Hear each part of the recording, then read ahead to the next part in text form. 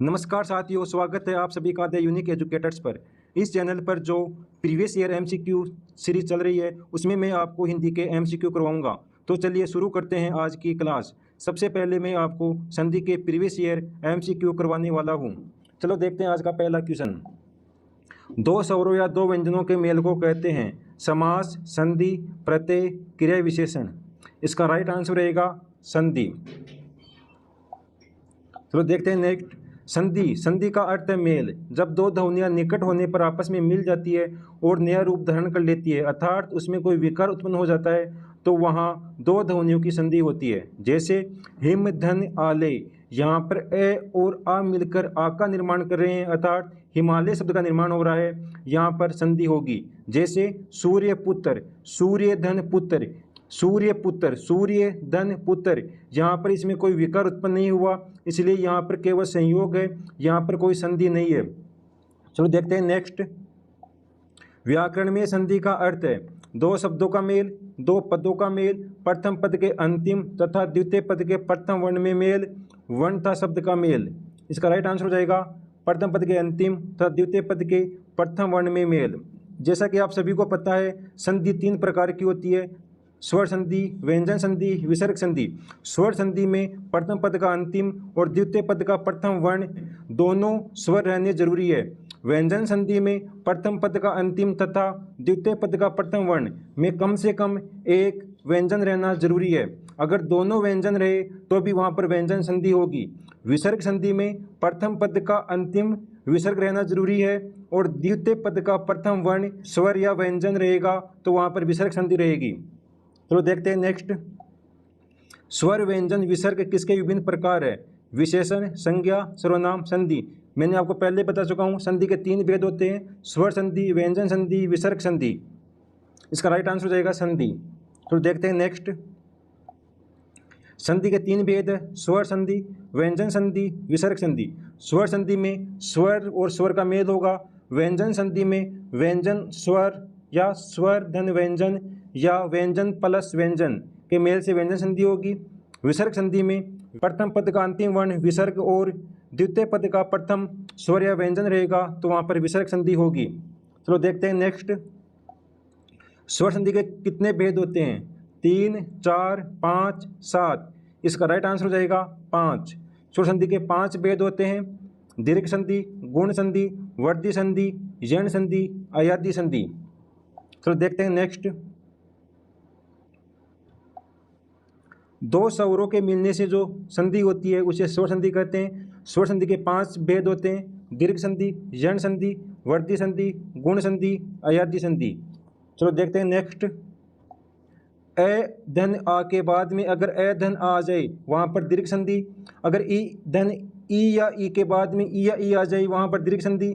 अगर ऊ या ऊ के बाद में ऊ आ जाए तो वहाँ पर दीर्घ संधि। यदि ए आ के बाद में अगर ई का मेल हो रहा है तो उससे ए बनेगा, उसमें गुण संधि। अगर ए आ के बाद में ऊ आ जाए तो वहाँ पर ओ बनेगा, वहाँ पर गुण संधि।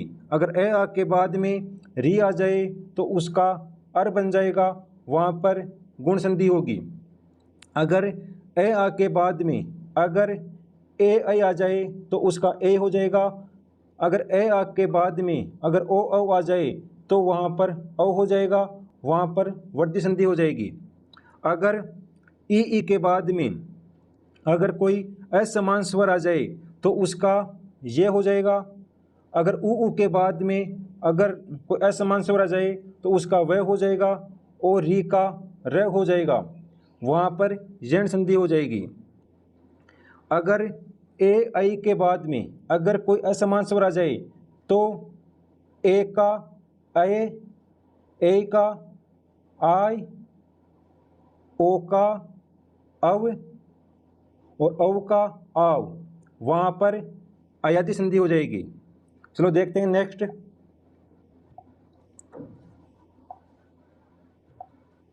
इनमें से कौन सा संधि शब्द सही नहीं है? रवि धन इंद्र, रविंद्र, तथा धन एव तथेव, निह धन रोग, निरोग, मन प्लसताप, मनस्ताप। यहाँ पर रवि धन इंद्र, रविंद्र, यह दीर्घ संधि का है, इसलिए ये ऑप्शन गलत हो जाएगा। तथा प्लस एव वर्धी संधि, निह प्लस रोग, विसर्ग संधि, मन प्लस ताप विसर्ग संधि। तो देखते हैं नेक्स्ट, अयादी संधि में ए के बदले क्या हो जाता है। जैसा कि मैं आपको बता चुका हूँ, ए के बाद में अगर कोई असमान स्वर आए तो उसका अय, अगर ए के बाद में अगर कोई असमान स्वर आए तो उसका आय, अगर ओ के बाद में कोई असमान स्वर आए तो उसका औ, और अगर औ के बाद में कोई असमान स्वर आए तो उसका आ हो जाएगा। जैसा कि यहाँ पर ए के बदले पहुँच रहा है तो उसका आय हो जाएगा। तो देखते हैं नेक्स्ट, रसोत्पत्ति शब्द संधि से बना है जिसका निर्माण इन वर्गों के मिलने से हुआ है। इसका सही संधि विच्छेद होगा रस धन उत्पत्ति। तो यहाँ पर ए और उ मिलकर ओ बना रहे हैं, यहाँ पर गुण संधि हो जाएगी।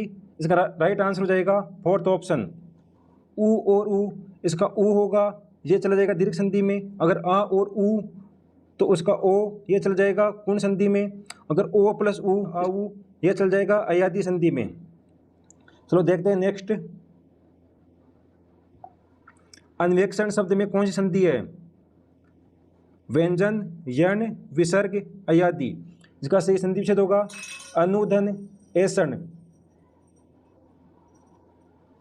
इसमें हो जाएगा यण संधि। तो देखते हैं नेक्स्ट,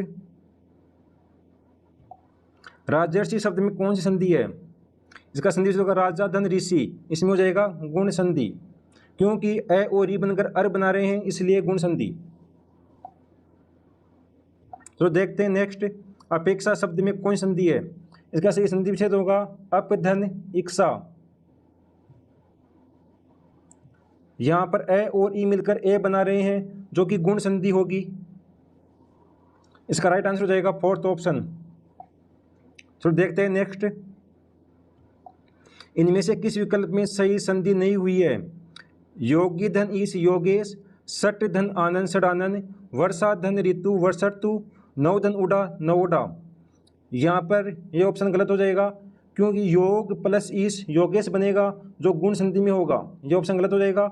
सट धन आनंद सडानंद, इसमें हो जाएगी व्यंजन संधि। वर्षा धन ऋतु वर्षर्तु, इसमें हो जाएगी गुण संधि। तो देखते हैं नेक्स्ट, किस विकल्प में गलत संधि विच्छेद है। सर्वेक्षण, सर्वधन ईक्षण, पुत्रेषणा पुत्रधन ऐषणा, आशातीत आशाधन अतीत, उपर्युक्त ऊपरी धन उक्त। इसका राइट आंसर हो जाएगा पुत्रधन ऐषणा पुत्रेषणा, पुत्रधन ऐषणा, इसका बनेगा सही पुत्रधन ऐषणा।